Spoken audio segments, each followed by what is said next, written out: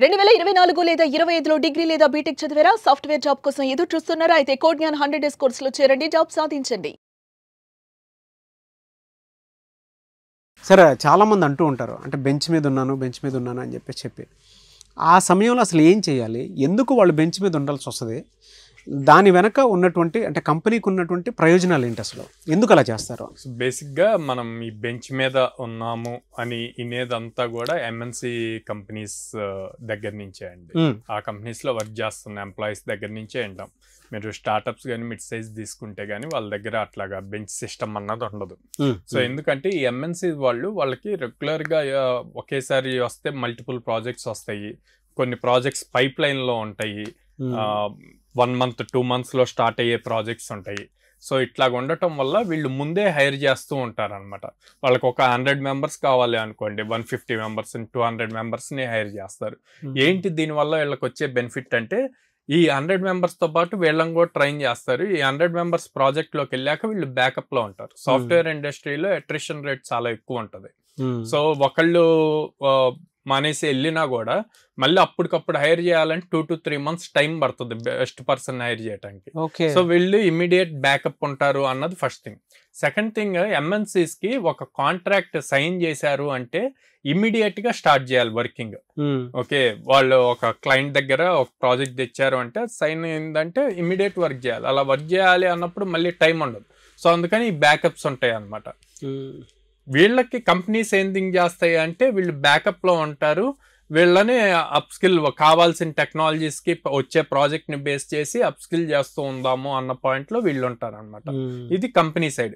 Okay, అదే employee సైడ్కి వస్తే, అరే నేను బెంచ్ మీద ఉన్నాను, చాలా టైం వేస్ట్ అవుతుంది, ఖాళీగా ఉంటున్నాను, నేను నేర్చుకున్న టెక్నాలజీ, నా దగ్గర ఉన్న టెక్నికల్ స్ట్రెంగ్త్ కూడా నేను లూజ్ అవుతున్నాను, కాన్ఫిడెన్స్ పోతుంది అన్న పాయింట్లో ఉంటారు.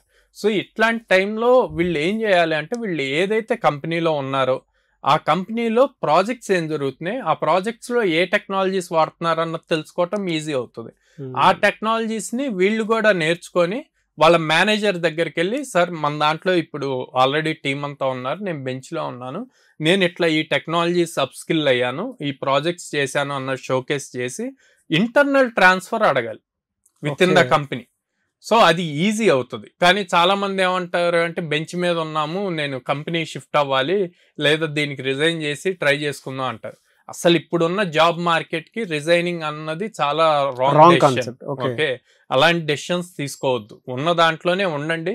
ఉంటూ మీరు 9 to 6 జాబ్ చేస్తే, లేదా 9 to 8 అవుతుంది అనుకోండి, కంపల్సరీగా 1 hour or 2 hours మీరు అప్ స్కిల్లింగ్ మీద పెట్టండి.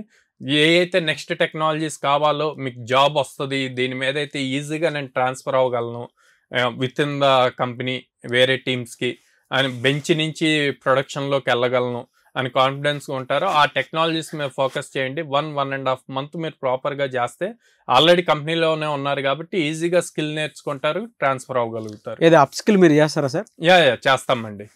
మన దగ్గర like full stack developer courses ఉంటాయి, లేదా డేటా అనలిటిక్స్ ఉంటుంది. సో వీటి మీద మనం ఎవరైతే వర్కింగ్ వాళ్ళు ఉంటారో, లేదా మన దగ్గర ఆల్రెడీ పర్సూయింగ్ స్టూడెంట్స్ ఉంటారు, సో వీళ్ళందరి కోసం ఈవినింగ్ ఆన్లైన్ క్లాసెస్ ఉంటాయి, వాటిలో వాళ్ళు జాయిన్ అవ్వచ్చు అనమాట. సో ఆల్రెడీ బెంచ్ మీద ఎవరైతే ఉంటారో వాళ్ళు ఈ విషయాన్ని బాగా గుర్తుపెట్టుకోండి.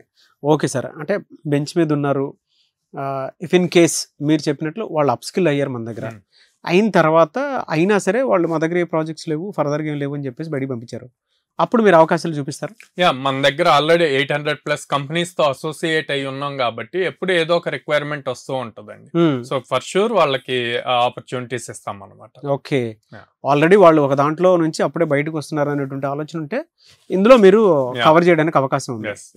అంత కాన్ఫిడెన్స్ ఇంట్లో వాళ్ళు కూడా భరోసా ఇస్తారు లేదు తెలియదు, కానీ సాయిరామ్ గారు మాత్రం మీకు ఆ భరోసా ఇచ్చారు. కాబట్టి దయచేసి మీరు బెంచ్ మీద ఉన్న, లేదు ఆల్రెడీ మీరు ఒక కంపెనీలో పనిచేస్తూ కూడా అప్ స్కిల్ అయ్యి ఇంకొంచెం శాలరీ పెంచుకుందామను, లేదంటే కొత్త ప్రాజెక్టుకి వెళ్దామను, కొత్త కంపెనీలోకి ఎంటర్ అవుదాం అనుకునేటువంటి వాళ్ళు ఏ చిన్న అవకాశం ఉన్నా సరే ఒక్కసారి మీరు కోడ్ జ్ఞాన్ విజిట్ చేయండి, మీకు క్లారిటీ వస్తుంది.